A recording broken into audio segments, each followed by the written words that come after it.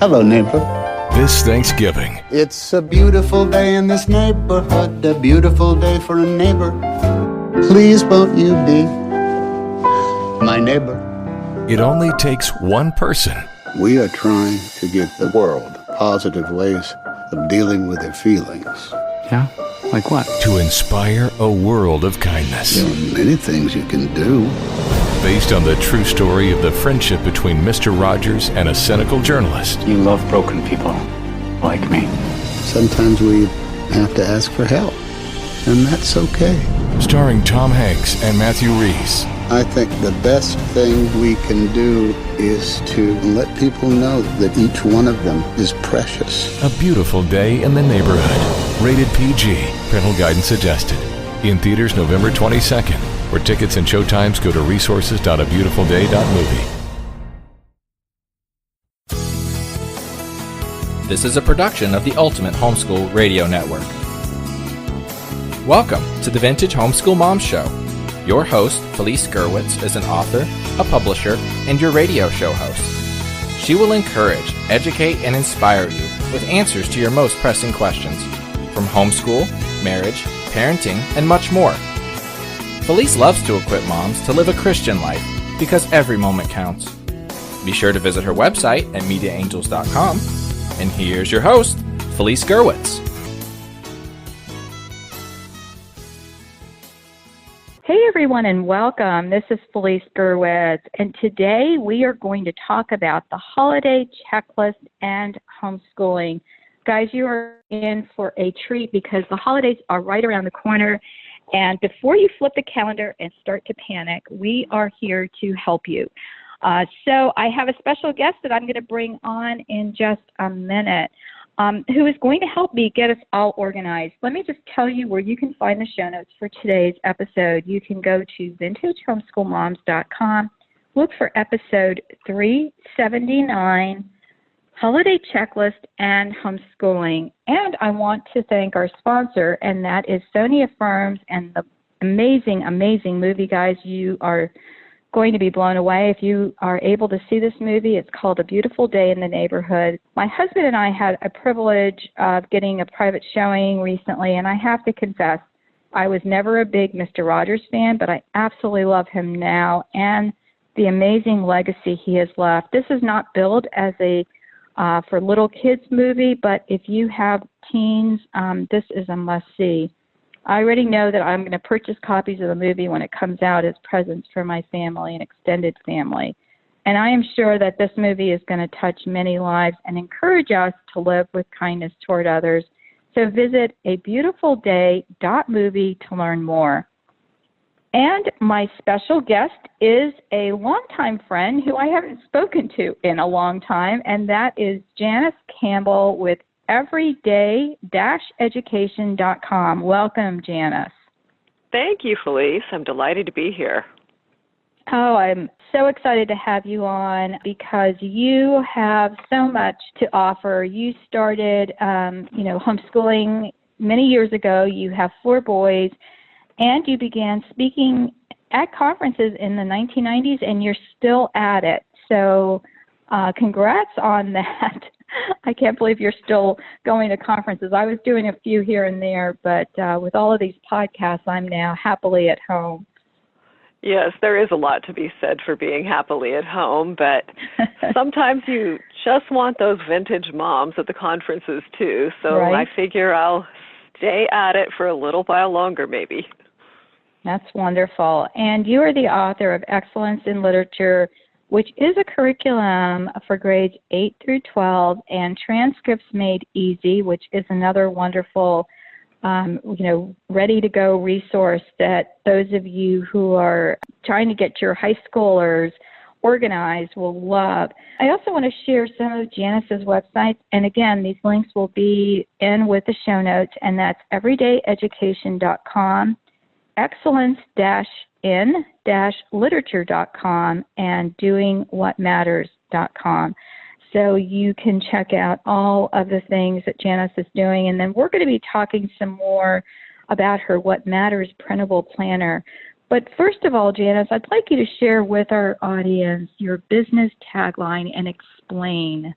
So from the very beginning of my homeschooling years, and, we started homeschooling in the late 1980s and we're at it for about 20 years. At the same time, we were also caregiving for my grandparents, my grandfather until he passed away of Alzheimer's, and my grandmother for almost 20 years. And so my biggest thought during those years was do the things that matter. Do the things that matter. Don't get wound up in all the things that don't. And so I was very, focused on trying to do that. And so when I put up my very first website and started thinking what I wanted my business to be, because mainly I was just wanting to instruct and teach and help other moms. Right. So my tagline became making time for things that matter, because what I wanted to do was provide resources that helped moms do that. But it was also just a reminder to me to continue making time for things that really matter. That's wonderful. And, that's such sage advice, because we get so caught up in all of these little things that don't matter. And then we stress over them. And I know that time is so important, and that's why I pray that this podcast is helpful to those of you that are in the midst of your homeschool journeys. And then we have Thanksgiving and Christmas on the horizon. And so today, Janice and I are teaming up to bring organization out of chaos, right, Janice? We're going to try. Well, you're the planner. I'm a late coming planner. We laugh now because one of the things I give away as part of our Ultimate Homeschool podcast network for our subscribers is this, monthly planner that has things to do for each month. So my girls are always going, these are so great, and I think, gosh, if you only really knew, this was not at all how I, ran my homeschool at the time, which probably is why my kids are very organized. I think that came out of having a mother who was like, well, let's do this today. I was organized curriculum-wise, but just sometimes things would happen on a whim. And I had 3 kids who needed to know what was happening, and then the other 2 were more like me. But organizing does help us not stress. And I found at times when I became stressed, it was because I was overwhelmed when I could see that huge list. So today I'm going to start with a big picture, kind of an overall plan, and talk about like dates and times and places and the days that I was leading up to homeschooling. This would be what I would be thinking about. And so I would start by brain dumping the things that I wanted to do, and I'm going to share those with you guys, and then Janice is going to jump in and just tell us how we can organize these as far as leading up to the holidays. So for me, I had to have as one of my main things prayer, because if I didn't pray, then everything did not seem to go well. Then it was kids, and when under kids, I would have things like, goals and lessons, routines, the chores that they would be doing, and whatever events we had, coming up or that day, and appointments. I had a couple that had braces, so you know how that is. That was weekly appointments there. And then I had school, which was curriculum, and then household. So under household, eating, cleaning, laundry, prep, and shopping. I'm already overwhelmed talking about it, Janice. I mean, when you write it down, it seems like, oh my gosh. And then we've got the holiday. So now we're going to add in, again, prayer, because we want to pray about, what are we going to be doing with all this? And then shopping, which could be for gifts or food shopping, prep time, and, whatever other plans we have if we're traveling or if we're having company. So, deep breath here. What do we do with all of this stuff that's just like out there? We need some kind of overall plan. We need dates. We need, the time and places and things like that. So how would we take all of that and organize it? Well, I always started the same way you did, with a huge brain dump. And I would do that somewhere around the end of September, usually, looking ahead to the last quarter of the year. And from my brain dump, I had this idea for my grandmother. She was the Uber organizer. She planned everything. She had a 6-month rotating house cleaning schedule in which in January and July she cleaned one room, everything, and so forth. So each month of the year had its tasks, and then everything was broken down. So I kind of learned that from her.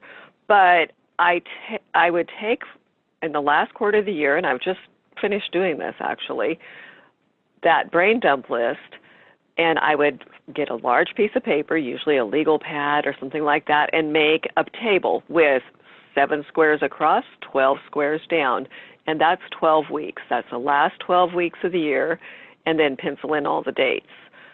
And then I would write in all the non-breakable dates, obviously Christmas, Thanksgiving, the events leading up to Christmas, any standing parties or family gatherings you have. So you fill in all the things where you have to be at a particular place at a particular time. And then just started distributing all of those exciting tasks to, the different rows on my calendar. And very often this was a sort of scratchy mess when I was working on it. But then I would transfer it, each 1 week at a time, I would transfer it to my 1 week at a glance planner so that I wasn't overwhelmed looking at this huge dump all the time. Right. And I like that. I have a month at a time planner, and I have different ones because I plan my podcast stuff. So that's on this one. And then I have another one that I use for household. And then sometimes they cross over, like I'll put something if I have to block off a date.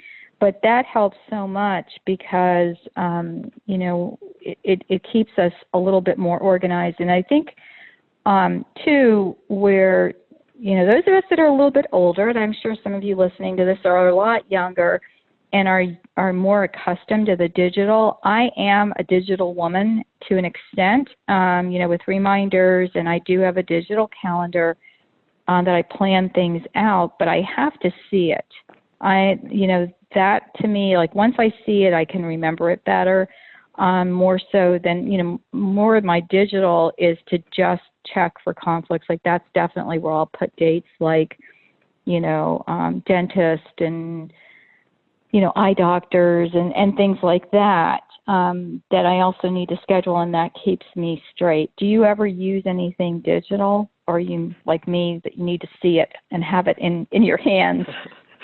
I am a firm believer in pen and paper simply because there's a lot of research out there that shows that the act of writing something down helps you to process it in a different and more active way than, just using something digital. However, I use my Google Calendar to put in dates like our conversation today so that it'll pop up a reminder on my screen, because I tend to be a deep focused person, and if I am deeply into a project, editing a book or something, time just flies. And so I do need those pop-up reminders, and my date book just doesn't pop up and whack me. So well, and then I send out one to the person I'm talking to, and I actually use this automated thing where you scheduled your time, but also for myself so that I can do more incremental so that you're not getting my 5 reminders ahead of time.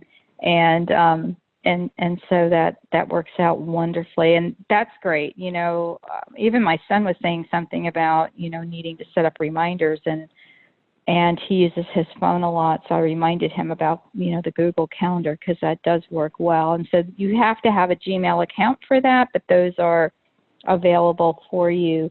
So that's a great idea. So you would take these things that we talked about, and then you would put them in, order of when you would think that you'd be able to get them done. So like, for example, with shopping for gifts, when do you get started with that? I am one of those people who tends to just keep an eye out all the time. I do not get to the stores very often. I'm not much of a shopper. So if I happen to get out, it's usually to a consignment store, thrift shop, or Costco. Not very exciting. So I have to make a point of stopping, and I try to do so at least once a month and just doing something. But a lot of times I do my gift shopping when I'm traveling for a conference. So I usually arrive a day early if possible, or stay a day later if possible, and just go to an area, a shopping area there, and just go into stores and take a look. Because usually I have an idea of what I'm going to get for people. My preference is to actually make gifts. So if I'm going to do that, I start very, very early. Yeah. And I don't do that as much anymore as I used to. I know. Well, little kids and that's what I love having grandkids, is because all my crafty, artsy stuff comes out. Yes. And we've got some dates planned where we'll be making things. And like one year we made dryer balls, but let me tell you, that was like such a mess because we really had to learn how to wrap the yarn. So with the little ones, I thought this will be really easy, and we'll be able to wrap it and put some essential oils, and we'll have, these little homemade dryer balls. Well, little did we know that they could unravel while they're drying. Great. So we had to go back and redo some of them. Of course, we had to test them out. This is so fun, Grandma. Yeah. Oh no. Big mess. But it was great. So we have some things that are less, let's put it this way, intricate. Although I thought that would be something really easy. And then the kids can surprise their other grandmother and their mom, and then they make things like for their aunts and uncles, which there's a lot of us. So this year, too, we have broken things down. Actually, my daughter and my niece did this summer when they were visiting each other, and they took our huge extended family, which is going to be getting together this Christmas, and kind of broke out people to buy gifts for, which it makes it more manageable, because otherwise there's too many. So yes, although I'm the peacekeeper, so I was the one who had to break the news to everyone else, and everybody's been fine with it. Right. So you don't get 45 gifts. You don't have to buy 45 gifts. Right. And it just I also use Etsy a lot. Etsy for my daughters-in-law mainly, because Etsy has delightful handcrafted things, and you can get, if you start early, you can order from, other countries and get some very delightful stuff at a very reasonable price. That's wonderful. Great ideas. And so you have come up with this planner. I love your title for this, the Peaceful Planning System. You mean I'm not going to get stressed when I'm using this Peaceful Planner? Well, my Peaceful Planner is, for years and years, I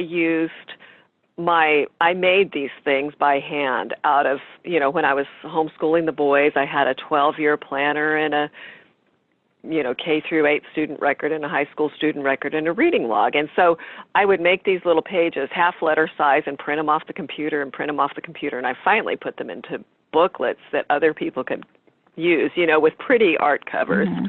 Because pretty matters, but for me, small matters. Small matters a whole lot, because if I only have to record 2 to 3 sentences of an evaluation or progress note on a record, I'm going to do that. Whereas if I have, a lot of space to fill or write in a journal, during those years of caregiving and homeschooling, it didn't ever happen. So those were the really challenging first pieces that I put together, but then I didn't think of putting my weekly planner, my Doing What Matters planner. I've always had this little Doing What Matters cover on my weekly planner. And it's the simplest thing, but I've, over the years, refined it into a booklet so that you can print off a quarterly booklet every quarter and go with it, customize your headings and all the things, because my needs have changed, but my scheduling method has not. So across the top of my page, I have the days of the week for my 3 priority items for each day, which come from my lists below. And so I have 4 spaces below that have changed all through the years.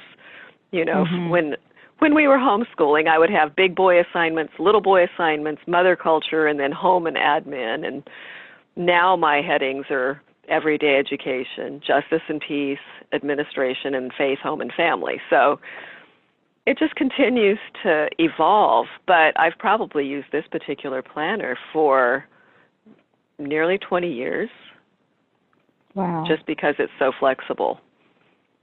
That's wonderful. And so if people are interested in that, where would they go to find out more? It's on my Everyday Education website. Okay. And you just look under, my left sidebar has categories, and you just look about peaceful planning and then shop planning and records you can hit and take a look. But I included a little 8-page how to use this booklet with samples of how it's used and how to set it up so that people have a sense. If you're not a planner, you might not know how you would use a week at a glance planner, what would be an optimal way to use it, and how to use it for homeschooling and stuff. And so I've included that with it. But the Doing What Matters planner, it's on Everyday Education under Doing What Matters printable planner.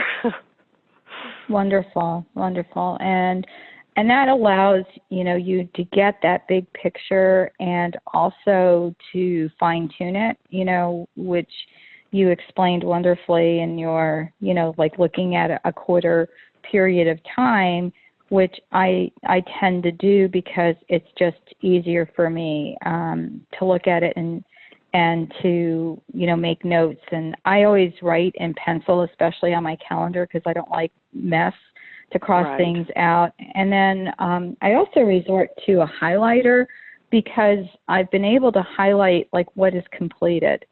And so I can just look and say, okay, that's done, and I don't need to go back to it. And then usually on a sidebar, I would write the things I still need to do, and then I can, at least they're pretty colors when I highlight them, or, even if I would check them off, with me, you never know, because a check off might be you need to do it, or, focus here, So, I was checking things off, and then it was like, oh my gosh, did I really do that? And I'd have to go back and check to make sure I did. I think that's one of the things with planning. You have to develop your own vocabulary of planning tools, or not your vocabulary, but essentially a little tool chest of tools. I print my planner on something that's close to resume paper and use fountain pens in different colors. And so I kind of color code things, and then I write my tasks in black, and then I cross off with sort of right now it's a fall colored marker, but then I have a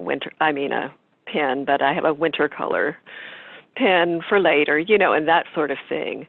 But in the planner, I included a time map so that, you can create an overview of what routines you want to include this quarter.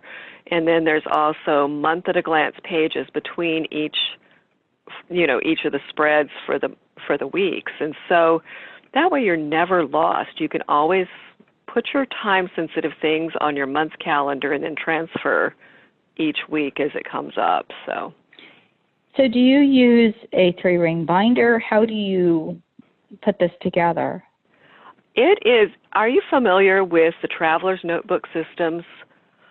They are, it's using like 5.5 by 8.5 size booklets, and you slide them through bands. At the bottom of my page that the planner is listed on, you have an article about how to make your own planner cover, also some advice on what to search for if you want to look on Etsy for one.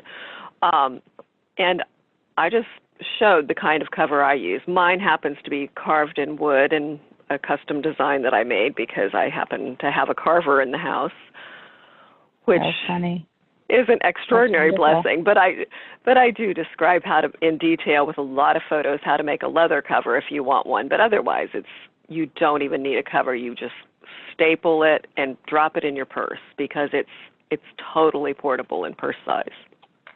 Yeah, and I've had the more extensive ones that had everything in it that were too fat to take with you. And now my book's a little bit too big that I'm using, but I'm excited about this because it sounds like it's wonderfully portable, and then you can, cross-check, or if you have an idea, you can write it down on there and take it with you. So that's wonderful. Well, and if you look at the pictures that are of the planner that I have, you can see that I also have in my planner, I have inside the cover, I have my Doing What Matters quarterly planner, and then I also have a couple of notebooks. I have one for, my ideas and all my things I'm creating, and then I have one for the volunteer work I do, and then another one for my commonplace book. And so everything's together, but I can always just quickly pull out one thing and just take it with me. So it makes it super handy. Wonderful. Yeah, wonderful. Well, any last words you want to leave our listeners with? I think that one of the most important things with planning is to focus on routines, doing the next thing, and being flexible. When something amazing comes up, think, is this the thing that matters most?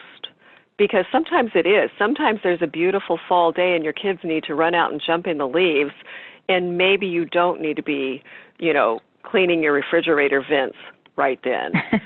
It's just a matter of knowing that you can reschedule things if needed and planning in a way that makes you feel successful, even if you do reschedule something. To making time for things that matter, that's the whole deal. Right. Amen to that. And I think that having a plan helps to alleviate stress, because when I know that things are planned out, then it helps me to relax and know that I'm not in this big hurry to get things done. So this has been delightful, Janice. I so appreciate your time and sharing your heart with the listeners of Vintage Homeschool Moms. Well, it's been fun being here, and thank you so much for having me. It's been delightful to catch up a little bit. Yeah, it's been great.